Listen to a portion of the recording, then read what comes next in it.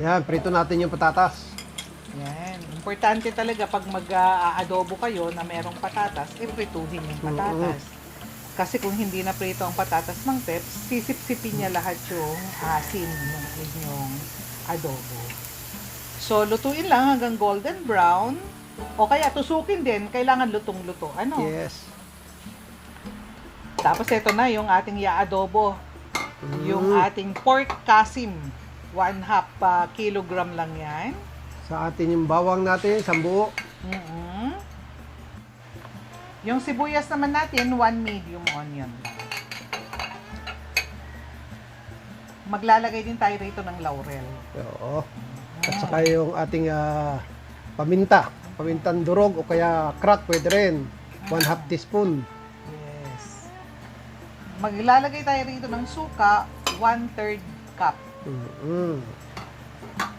Tapos yung ating toyo ay 1/3 cup din.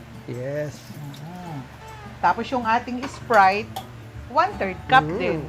Kung papansin niyo kung ilan yung toyo, ilan yung suka, ganun din yung Sprite. Yes. So, yung ating liver spread, yung maliit na can lang ito, hinati pa namin. Ano? Kasi masyadong malinamnam pagbuo. 1/3 cup din yung tubig. Yes.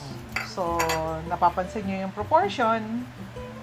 Takpan ito at lutuin. Iseset natin yung fire. Medium lang para hindi matuyuan. Yan. Okay. So, pag natutusok na yung ating karne ng pork, pwede na natin ilagay yung ating chicken. Yes. Kasi chicken pork adobo ito. 250 grams na chicken legs yung ating ginamit. Tapos, lutuin uli hanggang sa lumambot na yung ating chicken. Ayan. Halu-haluin din para Siyempre. hindi manikit. Gusto natin yung ganitong one pot kasi masarap ang one pot adobo. Walang lansa, promise. Ayan, pag malambot na yung chicken, Mang Peps, pwede nang ilagay yung prinito natin na patatas. Pag nailagay na yung patatas, huwag nang tatakpan. Pauntiin na lang natin yung sarsa. Yes. Depende sa inyo kung gaano kaunti yung gusto nyong sarsa, ano. I-reduce natin yan. Kung gusto nyo nang may panbahog-bahog sa kanin, tigilan nyo na. Ano?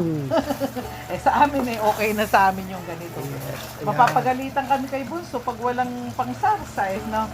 So, eto, tapos na yan. Ayan. Kung nakikita nyo naman po na nakakatulong sa inyo yung aming mga pini-feature na luto, pakipalo naman po kami, saka pakisubscribe. Ano Mang Peps? Bigyan naman po kami ng thumbs up at mag-leave naman po ng comment para na-inspire naman po kami. Maraming salamat po sa inyong panunood at sa walang sawa niyong pagtangkilik sa Mang Peps Cuisine. Salamat po! Maraming salamat po.